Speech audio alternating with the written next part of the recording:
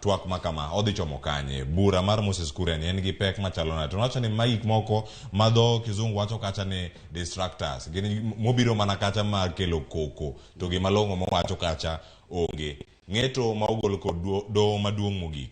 Tiende nang'o ne jogo mane ochwalo ng'ur margi mokwongo. Wan gi e buche gi duto nitiere petitioners mopogore opogore. Nyawacho kacha ni Martha Karua nitiere kacha kod Raila Odinga. Kirango mar Okia Mtata. Nitie jok malose wi kwan. Nitie jok malose wi koko kaka Moses Kuria kaka nokete kacha. Taboro man kacha iwacho ni weche mantiere kacha mang'ongo ni yiero nokotayo yo moro makare. Mar Moses Kuria ni kowite oko. Tiende nang'o ne jochung' mamoko kata jok manoro ng'ur mopogore opogore do.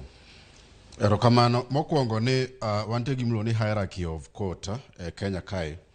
Ma wan gi gimiluongo ni magistrate court, wadhi high court, wadhi court of appeal, to wadhi Supreme Court.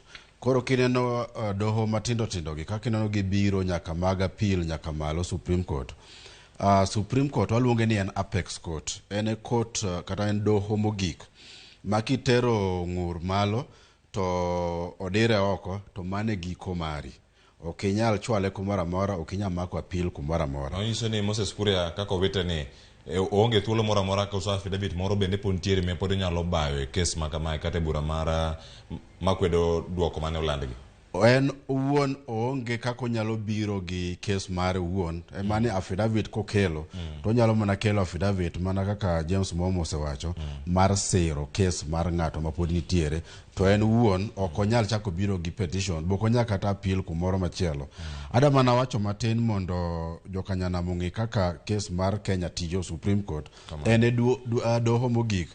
Ma ka in kes ni owitoko to Kenya dhi kumachielo. Comparatively, inano gima notimore Malawi. Malawi ne wan gimiluongo ni Constitutional Court kata mana High Court. Kes mokwongo higa 2019